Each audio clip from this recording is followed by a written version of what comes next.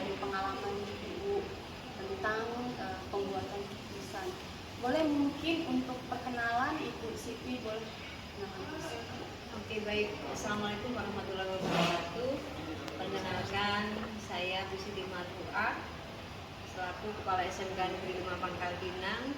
Saya sudah menjabat sebagai Kepala Sekolah kurang lebih 3 tahun. Dan pada saat ini sekolah yang saya pimpin itu merupakan sekolah bidang kesehatan yang terdiri dari jurusan farmasi dan teknologi laboratorium medik. Di sekolah kami itu ada 402 siswa dan guru kurang lebih 28 orang. Itu saja. Terima kasih Bu. Ya, baik. Di sini kami ingin sedikit tahulah bagaimana pengalaman Ibu Siti dalam mengambil sebuah keputusan di saat menemui sebuah kasus yang menyangkut dengan dilema etika seperti itu. Silakan. Ya. Mungkin ada ya Bu ya, harus membuat keputusan, tapi keputusan yang harus dibuat itu berdilema gitu, tidak semudah kita memutuskan hal yang benar atau salah, tapi kita harus berpikir di mana semua pihak harus merasa senang lah dengan keputusannya. Mungkin ada ya Bu ya? Iya, permasalahan yang tentang dilema ya, itu selalu saja ada, gantian saja. Jadi kayak musim. Jadi musimnya sedang banyak masalah, musimnya ini nanti tenang, kayak gitu selalu bergantian saja. Jadi kalau sedang musim masalah juga akan ada, pasti juga akan dihadapi. Jadi salah satu contohnya yaitu tadi, apalagi pada saat musim penerimaan peserta didik baru ya. Nah itu adalah musim bagaimana permasalahan dilema yang berkaitan dengan integritas kita. Kemudian juga kita harus mempertimbangkan kepentingan atasan kita, ya kan. Kemudian juga kita harus memberikan keteladanan kepada masyarakat dan peserta didik. Itu tentu saja menjadi sebuah dilema tersendiri. Seperti itu. Nah, ketika Ibu harus memutuskan hal yang seperti itu yang menyangkut dilema dengan atasan, dengan institusi kita sendiri, nah langkah-langkah Ibu untuk membuat keputusan itu sendiri bagaimana? Langkah-langkahnya yang pertama saya niatkan itu bismillah billahi ta'ala, tidak untuk kepentingan pribadi saya sendiri. Kemudian yang kedua, saya juga tetap harus mengacu kepada peraturan yang ada. Kemudian yang ketiga, itu saya juga harus berkonsultasi ya dengan beberapa pihak yang berkaitan, termasuk itu dari dinas, dari Jandim, dari pengawas, kemudian juga dari kepala sekolah lain yang barangkali sudah berpengalaman, kemudian juga dengan teman sejawat, dan tentu saja juga bertanya kepada diri sendiri sampai sejauh mana kita ingin diperlakukan oleh orang lain terhadap diri saya, maka seperti itulah saya akan memperlakukan orang lain. Jadi seperti itu, ada beberapa banyak hal yang perlu dipertimbangkan apa. Jadi itu tantangan pasti Bu ya? Ya, tantangan untuk Ibu selaku pimpinan sekolah. Kemudian ketika Ibu harus menyelesaikan permasalahan yang menyangkut berbagai pihak, penyelesaiannya itu, Ibu punya deadline nggak Bu, jadwal untuk menyelesaikan itu? Ini harus diselesaikan sementara yang permasalahan yang lain muncul, atau sembari berlalu aja?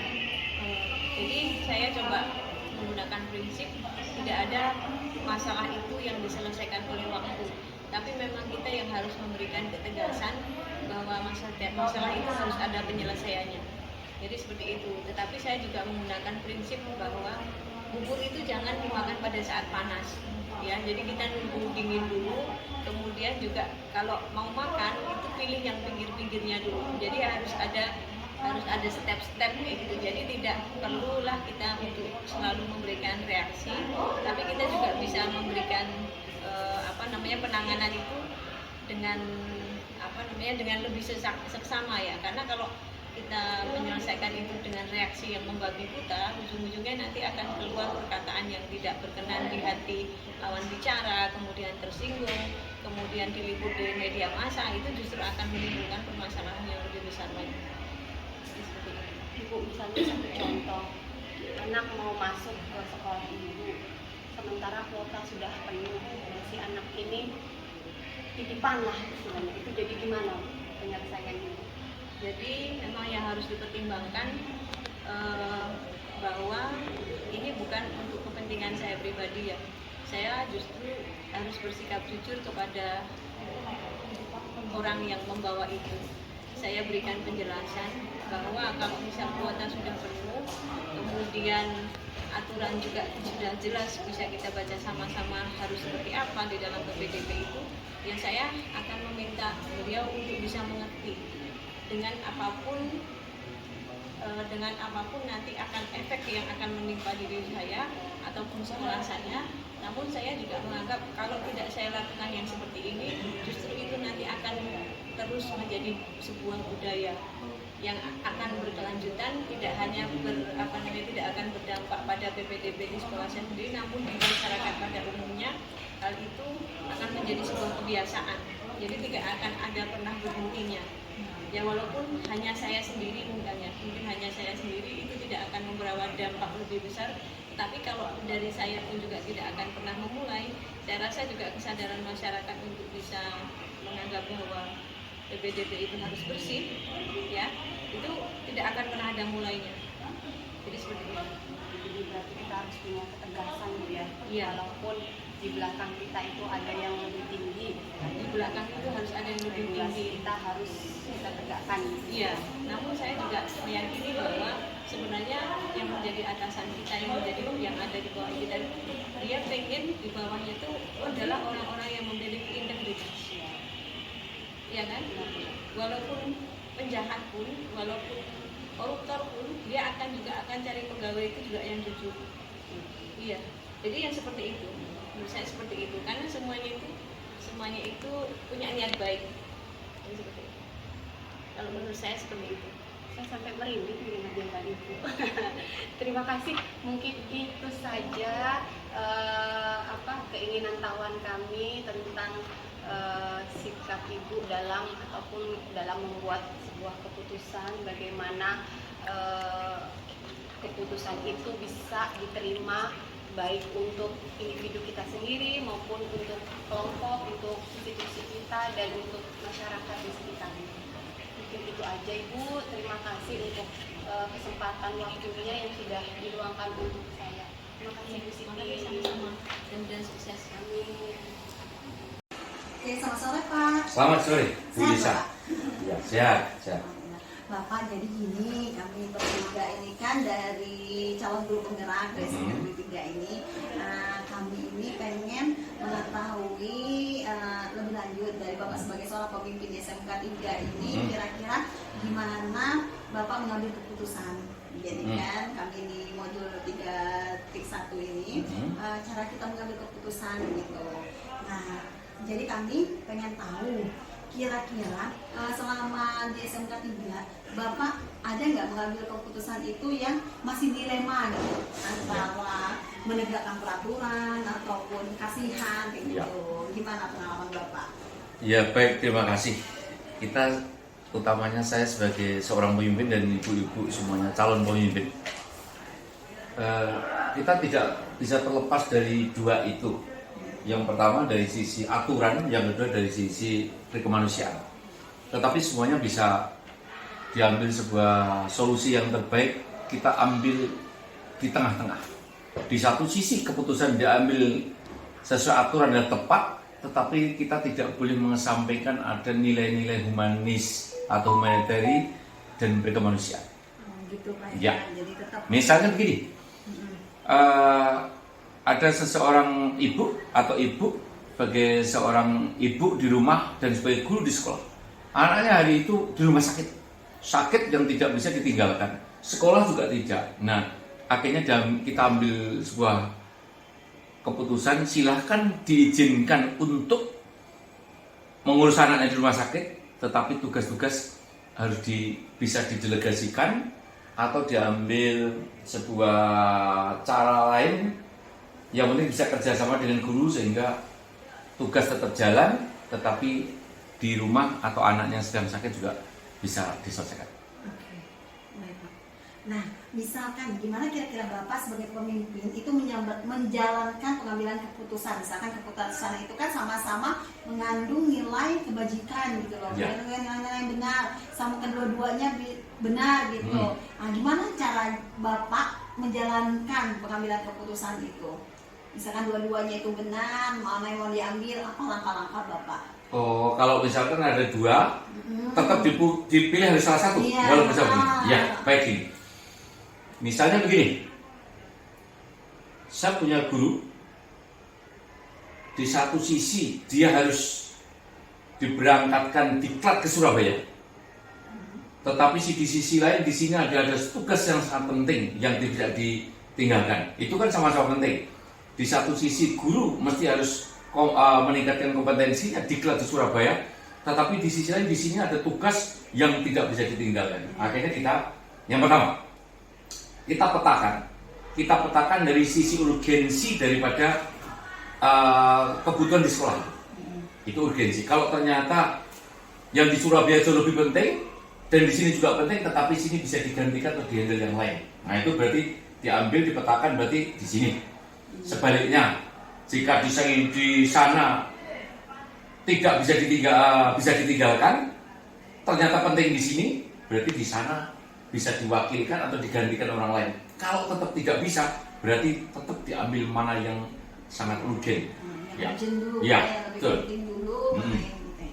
Oke, terus Pak, hal-hal apa saja yang selama ini Bapak anggap efektif dalam pengambilan keputusan pada kasus-kasus yang Bapak hadapi? Ya, jadi gini, sesungguhnya kepemimpinan dan mengelola sebuah dilema yang tadinya itu sebuah masalah tapi menjadi sebuah peluang, gitu.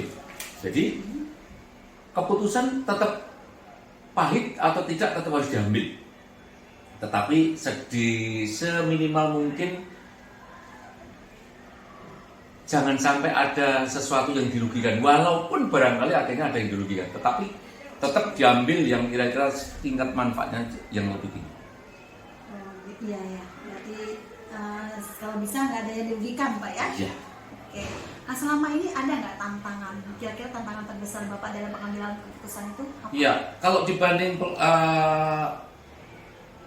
selama saya mimpin, lebih 90%-nya adalah tantangan dibanding dengan yang enak-enak. Misalnya begini, di sisi semua guru, dari sisi 10 guru itu yang hadir ngadep saya itu adalah yang selalu kesininya pasti membawa persoalan. Duanya yang tidak, kalau 10. Tetapi kan kita tidak lalu kita negative thinking untuk memecahkan persoalan ini. Kita ajak bincang-bincang, kita ajak bicara, akhirnya ternyata diambil jalan yang paling tepat, yang tadinya itu negatif menjadi positif. Sesungguhnya pemimpin adalah menyulut obor harapan daripada membungkam dan membenamkan terang menjadi gelap. Menyalakan obor. Ya. Ya. Oke. Nah, untuk penyelesaian sendiri, Ya. Bapak punya ini nggak, tenggang waktu nggak? Oh misalkan kasus ini mau diselesaikan dulu nih permasalahannya ini. Oh nanti ini seminggu lagi deh. Ya, jadi gini. Ada nggak ini? Ini kan gini ya, hambek para Arto. Kita kadang mengutamakan mana yang jauh lebih utama. Jadi, tetapi sesungguhnya semuanya jangan menganggap sebuah persoalan itu tidak utama, menjadi utama. Kuncinya kita dari hati, tetap ingin menyelesaikan, dan jangan ada pihak-pihak yang dirugikan dan tidak terselesaikan. Pasti semua bisa diselesaikan. Kuncinya kita ada kemauan, kita buat prioritas, tetapi semua harus selesai. Tidak boleh setiap persoalan itu digantung. Tidak boleh. Segera ada kepastian, segera ada keputusan, sehingga itu yang diambil adalah tepat. Berarti kembali lagi yang ke urgensinya Pak ya, mana Ya. yang mesti diambil duluan, mana Ya, yang mesti diselesaikan duluan Pak ya. Ya. Oke. Dari sekian banyak permasalahan yang Bapak hadapi selama ini, ada nggak pelajaran, mungkin keywordnya kali Pak ya, Ya. ada pelajaran yang bisa Bapak petik gitu dan bisa Bapak bagikan kepada kami semua. Ya, gitu. gini. Ingat, pemimpin itu kan tidak minta dilayani, tetapi pemimpin itu adalah melayani dan mengayomi. Ya, saya sampaikan kepada Bapak Ibu calon guru penggerak. Kita menghadapi persoalan kita, yang kita lihat diri pimpinan dulu. Jangan mudah emosi. Barangkali dengan adanya persoalan itu, jangan-jangan pimpinan sendiri yang mungkin tidak tepat dalam memanage. Nah, kalau misalkan juga masih tepat, kita tepatnya di kesabaran. Ya, kita misalnya begini, ada guru yang sering tidak masuk, kita tidak boleh langsung marah. Mungkin persoalannya apa? Mungkin kita gali, oh di rumahnya ini, oh ada permasalahan ini. Kadang-kadang kita gali dulu. Artinya kita analisa, kita ajak ngomong, oh ternyata ada persoalan ini. Harusnya marah tidak? Andaikan pun sudah benar semuanya, pimpinan itu begini, meluapkan kemarahan dan ada peluang dan benar, itu orang sangat sulit apabila dia bisa mengendalikan. Dikendalikan. Jadi kendalikan. Memendam untuk dendam no, dan prinsipnya kesabaran ada tanpa batas. Yang terjadi pada orang, sabar itu kan ada batas. Tidak, kesabaran tanpa batas. Karena apa? Kembalikan bahwasannya kita itu adalah melayani. Seorang pemimpin itu katanya orang tempat sampah, tempatnya iya, karena memang, tapi kan kita kelola yang tadinya persoalan menjadi sebuah solusi terbaik sehingga tidak menjadi persoalan buat yang kita ayomi. Pemimpin adalah tidak minta dilayani, tapi pemimpin adalah mengayomi dan melayani, sehingga kita tidak merasa kalau kita sudah memposisikan diri, aku pemimpin harus dilayani, sakit hati karena apa? Minta daripada dibalik. Seorang pemimpin diamanahkan menjadi seorang pemimpin, kita siap untuk melayani dan tidak minta dilayani, tidak minta diayomi, tetapi kita adalah mengayomi. Karena ibu bertiga adalah calon-calon guru penggerak. Karena guru penggerak itu nanti mau atau tidak mau, ya mau atau tidak mau, ini memang sudah disiapkan sebagai kader leader future, pemimpin masa depan. Entah itu pengawas, entah itu pimpinan kepala sekolah, sebagai pimpinan di sebuah lembaga, itu sudah disiapkan seperti itu. Karena begitu rumitnya, begitu melalui tahapan-tahapan yang tidak ringan. Dan harapan kita dengan menjadi guru penggerak ini, satu, waktu pembelajaran bagus, kinerja semakin bagus. Tetapi yang jauh lebih penting adalah suri tauladan. Satu contoh, satu suri tauladan itu lebih penting daripada 1000 nasihat. Berarti Bapak Ibu nanti tidak usah nasihat-nasihat, tetapi contohkan aku ini guru penggerak. Lihatlah saya, walaupun tidak nyuruh, tetapi dari action kita hari-hari. Oke, baik. Terima kasih banyak Pak. Berarti saya bisa menarik kesimpulan tadi, kita sebagai pemimpin yang Bapak ajarkan buat ini, Bapak teladan itu kita sebagai suri tauladan ya Pak ya. Terus kita melayani, itu yang harus penting kita tanamkan pada diri kita. Terus kita juga harus menahan emosi. Dan sabarnya tidak ada habisnya gitu Pak ya. Semoga kami bisa meneladani Bapak, kami bisa meniru gaya Bapak, dan kami pasti tidak semuanya gitu, akan belajar banyak dari Bapak. Semoga kami juga bisa tumbuh dan berkembang. Dan kami yakin Ibu bertiga ada potensi dan sudah punya itu. Cuman ada kebetulan diklat ini tidak ada, itu pun sudah Ibu sudah diteladani dari rekan-rekan, dari murid, dan kami tahu itu. Makasih banyak Pak pembelajaran dan pengalaman yang sudah Bapak bagikan kepada kami. Sama-sama, mudah-mudahan sukses untuk bertiga dan sukses untuk sekolah kita dan sukses pendidikan Indonesia. Amin. Oke.